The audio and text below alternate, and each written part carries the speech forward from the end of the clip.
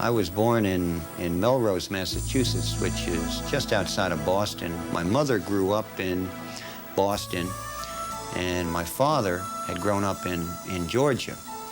And he had come up to Massachusetts. They had met, fallen in love, and then they settled in the Massachusetts area before World War II.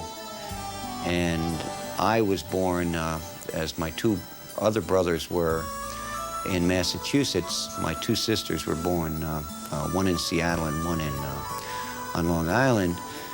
My father spent several years in the Army during World War II, and then got out of the Army in the late 40s and was back in again during the Korean War. So we were somewhat Army brats early on in our childhood. Most of it spent at home with my mother while my father was away. We didn't have a lot of money. In fact, I went through college on the GI Bill after being in the service. But we always had a lot of love, and more important than that was the fact that both my parents instilled in us, I think, the right values in our childhood that helped us later on in life. I had 2 years of college, and at that time was really wandering a little bit and needed maybe just to settle down a little bit in my own mind as to what I wanted to do and where I wanted to go. So when I was drafted, I applied for officer candidate school. I spent several months in Vietnam, and during that time was involved in a situation where the Jeep was, our Jeep was blown up, and I was blown out of a Jeep. A mortar hit us, and after that spent about 5 months in the hospital recovering and recuperating and going through rehabilitation. My left shoulder was banged up pretty good. And when I went back to college after Vietnam, I was on the dean's list every semester. Academics became very important to me.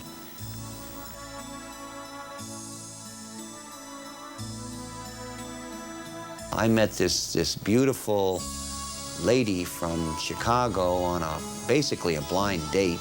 We had mutual acquaintances that kept saying, "You two need to get together." I was teaching school at the time. I had finished teaching.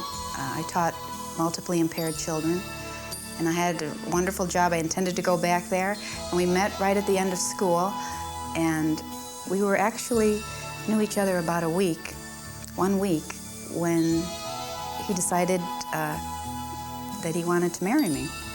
Within minutes, literally within minutes, I fell in love, and I knew immediately that this was the woman that I wanted to spend the rest of my life with. And I've never regretted that decision, ever.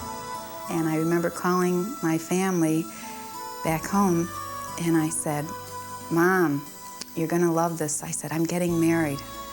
And my mother's reaction was, "Kathy, you know your father's had a heart problem. This is no time for jokes." I said, "No, you're really going to like this man. He's just a really wonderful person." And of course, my sisters and brothers, everyone had thought I was crazy. Friends from kindergarten were calling me up and saying, "Who is this person?" And anyway, to make a long story short, we were married August 15th. We flew in the night, Bob's parents flew in the night of the rehearsal dinner on a Friday or a Thursday evening, and I met his parents for the first time. And we were married the next day at Queen of All Saints Basilica. She has become the real force behind all the things that I do. And when she stands next to me, I'm very proud. I think I've just been very fortunate that, one, God has blessed me with whatever talents it seems that I have to be successful, but also in putting next to me an individual of this character and beauty that I've been able to spend the last 20 years with. Then the miracle of all, I mean, the miracle that we produced was this little girl named Kate. Well, my dad's always been there for me. We play tennis together, we play golf together, We've always done a lot of stuff together and have had a close relationship. In a way, he has changed a lot since I've known him. However, the basic things that I was attracted to in Bob have remained the same. He's still a very gentle and sensitive person.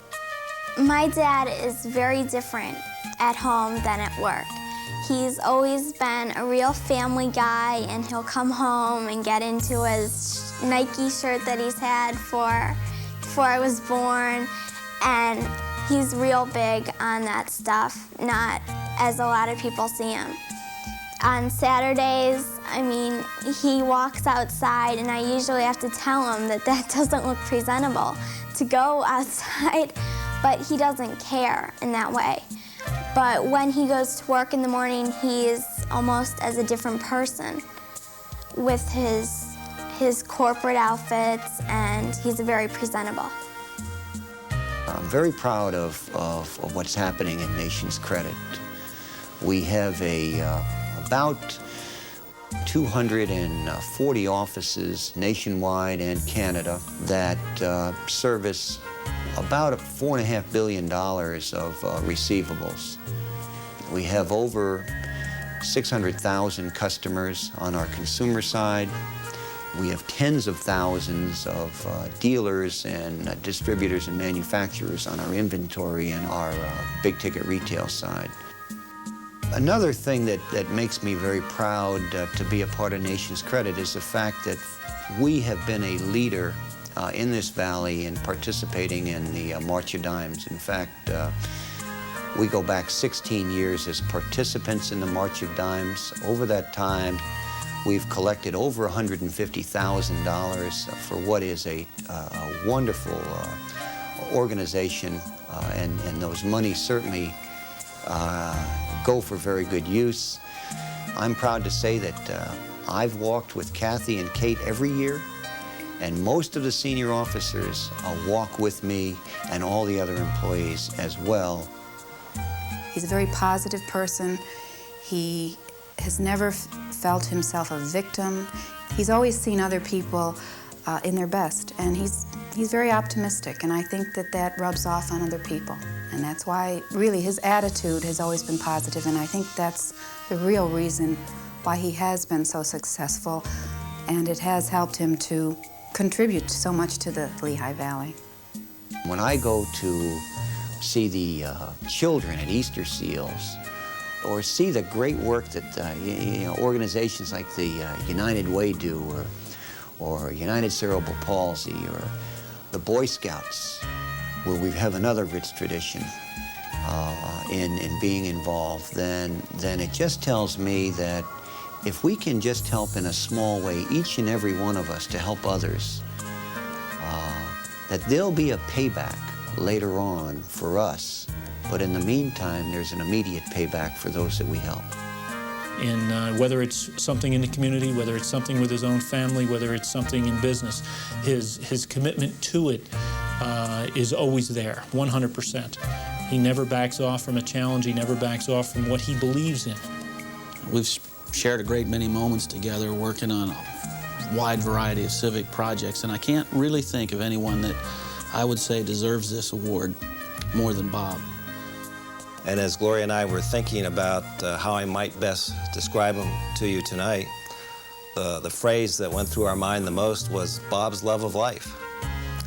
It just seems that every morning he can hardly wait to get out of bed and enjoy what's about to occur that day. And of course, this love of life starts with his wonderful wife, Kathy, their great daughter, Kate, and of course their home protector, their dog, Tuffy. And Tuffy is about the size of Bob's foot. So you can imagine what it looks like in the morning when Bob's out there walking Tuffy in the neighborhood. It's a real Mutt and Jeff situation for all the neighbors. Yes, this was a dog party for his attack squirrel. And the funny thing was we got a gracious invitation from his fantastic daughter, and very cleverly done. And when we got there, Bob wouldn't let anybody in the house. So we had the party in the yard, And then it was about 4 below zero. 2 of the dogs died of exposure while the party was going on. There was a cameraman there. He was attacked by several of the beasts as they were in the lawn. And through the whole thing, finally, after about 45 minutes, everybody finally left. But it was really a terrible time, Bob. Thanks for inviting me.